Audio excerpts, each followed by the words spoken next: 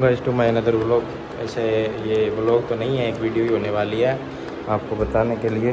तो आप पूछ रहे थे आपका कैसे सिलेक्शन हुआ, कहाँ पे सिलेक्शन हुआ, कितने परसेंट पे हुआ, तो उसी के बारे में हम इस वीडियो में बताएंगे।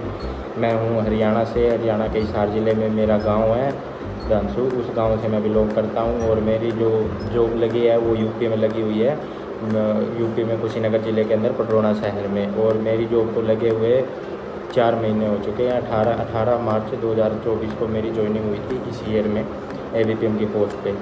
और जो मेरा सब ऑफिस है वो पडरौना शुगर फैक्ट्री है, वहाँ से मेरे को जाना होता है sugar factory, Padrauna sugar factory सब ऑफिस। वहाँ से जो भी आर्टिकल आए हुए हैं मेरे बीओ के, मेरा बीओ है कटाई बारपुरवा नेम है मेरे बीओ का, जो मेरे को मिला हुआ है, जहाँ मेरा मूल पद है। वहाँ से जो भी जितने भी मेरे आर्टिकल आते हैं मेरे को वहाँ से उठाना होता है। कि बीपीएम का ये काम होता है, आर्टिकल आते हैं उनको लेके उनको एक रजिस्टर होता है खुद का, उस पर रजिस्टर पे लिखना पड़ता है, नोट करना पड़ता है आर्टिकल नंबर नेम, और उन आर्टिकल्स को फिर डिलीवर करना होता है। डिलीवर का आर्टिकल को डिलीवर करो और फिर वापस आओ। जो वापस है आर्टिकल वापस हो जाते हैं, जैसे किसी का आर्टिकल नहीं मिलता, किसी का नंबर बंद होता है, कोई कहता है मैं नहीं लेता, तो उसको वापस करना होता है।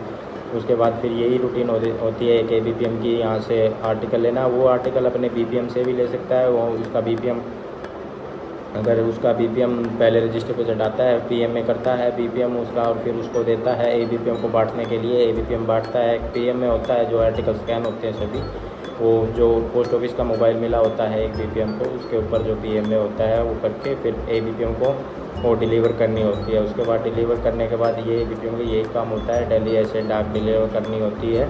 वो आर्टिकल पे डिपेंड होता है कितने आर्टिकल आते हैं उनको। पोस्ट ऑफिस में बहुत तरह के आर्टिकल आते हैं, जैसे पैन कार्ड हो गया, आधार कार्ड हो गया, एटीएम हो गया। एटीएम भी सभी बैंक के आते हैं, पंजाब नेशनल बैंक के, एसबीआई बैंक के, सीबीआई बैंक ऑफ इंडिया के, सेंट्रल बैंक ऑफ इंडिया के, सभी के आते हैं। और पासपोर्ट आता है, ड्राइविंग लाइसेंस आता है, कोई भी पार्सल भी आ सकता है, सीओडी आता है, जैसे कि मेरे पास आया हुआ है एक, मैं दिखाता हूँ आपको, पार्सल आया होता है।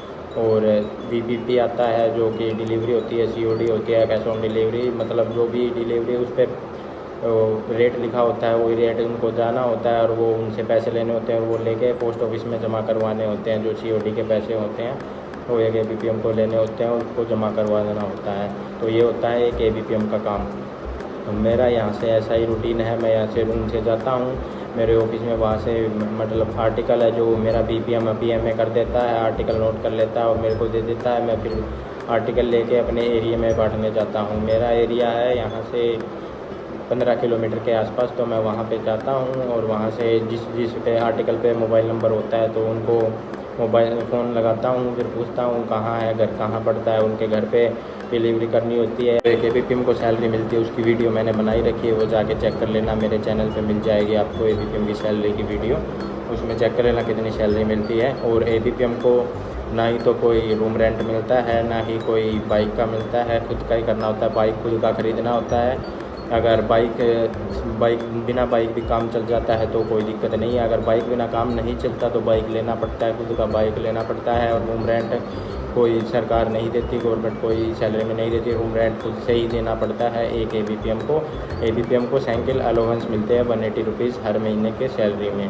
तो भी गाइस दिखाते हैं आपको आर्टिकल्स कैसे आते हैं पोस्ट ऑफिस में। ये देखो गाइस, ये आर्टिकल है जो आए हुए हैं, ये जैसे ऐसे पैन कार्ड आते हैं गाइस, पैन कार्ड है, ये भी पैन कार्ड है, पैन कार्ड ऐसे पैन कार्ड आते हैं पोस्ट ऑफिस में। उसके बाद ये ड्राइविंग लाइसेंस है, ऐसे ड्राइविंग लाइसेंस आता है, ये भी डिलीवरी करने हैं, ड्राइविंग लाइसेंस आया हुआ है। ये एटीएम है, एटीएम भी आता है, पंजाब नेशनल बैंक का, सेंट्रल बैंक का, सभी बैंक का।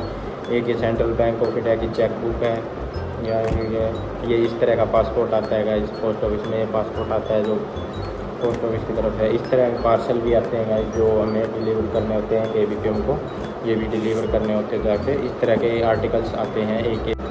तो आप सभी पूछ रहे थे मेरा कितने परसेंटेज पे सिलेक्शन हुआ और कैसे हुआ, तो मेरा 97% पे सिलेक्शन हुआ, जो कि अभी इसी जो पिछली जुलाई की वैकेंसी आई थी 2023 में, उसमें हुआ था मेरा। और उसके लिए जो मेरे पास मेल आई थी वो अक्टूबर में आई थी मेल। उसके बाद मेरी फ़र्स्ट वेरिफिकेशन हुई, फिर उसके बाद फर्स्ट वेरिफिकेशन मेरी हुई दिल्ली अलीगढ़। उसके बाद फर्स्ट वेरिफिकेशन होने के बाद सेकंड वेरिफिकेशन वहीं होती है जहां आपका बीओ आया होता है उस वहीं पे।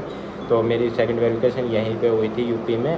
तो सेकंड वेरिफिकेशन होने के बाद कुछ दिनों बाद फिर मेरा ट्रेनिंग लेटर आया था। ट्रेनिंग लेटर आने के बाद 3 दिन की ट्रेनिंग होती है कि ABPM की ट्रेनिंग होने के बाद 3 दिन के बाद ज्वाइनिंग करवाई जाती है। ज्वाइनिंग होते ही जिस दिन ज्वाइनिंग हो जाती है उसी दिन से सैलरी लगना स्टार्ट हो जाती है। ज्वाइनिंग काम उसी दिन से स्टार्ट हो जाता है कि ABPM का। मेरे 18 मार्च 2024 से मेरा काम मतलब मेरी ज्वाइनिंग हो गई थी, मेरा काम सब स्टार्ट हो गया था, मेरी सैलरी भी लग गई थी।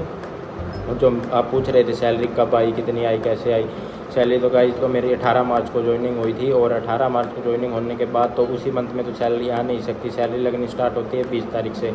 तो जो कि पहले एम्प्लॉय आईडी बनती है कि ABPM मतलब GDS में एम्प्लॉयज़ की एम्प्लॉय आईडी बनती है, पहले वो बनवानी पड़ती है। वो एम्प्लॉय आईडी बनी मेरी अगले मंथ बनते ही मेरी सैलरी का सब कुछ हो गया। मैंने सैलरी अकाउंट दे दिया उनको, जो अकाउंट खुलवाना पड़ता है पोस्ट ऑफिस में, saving bank, Indian post payment bank दोनों खुलवा लेते और उनको अकाउंट दे दिया था। अकाउंट ब्रांच में हेड ऑफिस में जमा करवाना होता है।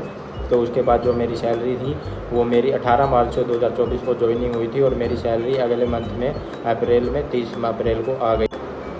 तो भाई जो मेरी मार्च 18 से जो मेरी ज्वाइनिंग हुई थी उसके बाद जो 18 मार्च से 31 मार्च तक की मेरी सैलरी अप्रैल में नहीं आई थी। तो मैंने अकाउंट ब्रांच में जाके वहाँ पे पता किया, हेड ऑफिस में जाके जहाँ से सिस्टम मैनेजर होता है वही बताता है। तो उन्होंने कहा कि अप्रैल में नहीं आई तो अगले महीने में आ जाएगी जुड़ के। तो उन्होंने जो मैंने एक वीडियो बना रखी है उसमें चेक कर लेना, 22,000 कुछ सैलरी है जो आई है, जो 12 दिन की जुड़ के उसमें आई है।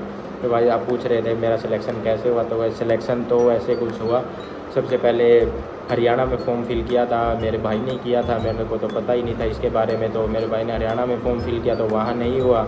उसके बाद राजस्थान में ट्राई किया, राजस्थान में भी नहीं हुआ। तो मेरे भाई ने बाद में यूपी में फॉर्म फिल कर दिया। तो यूपी में फॉर्म फिल किया तो वैसे ही हमें तो पता नहीं था कि फॉर्म फिल किया कब तक रिज़ल्ट आएगा, कोई वेट नहीं था।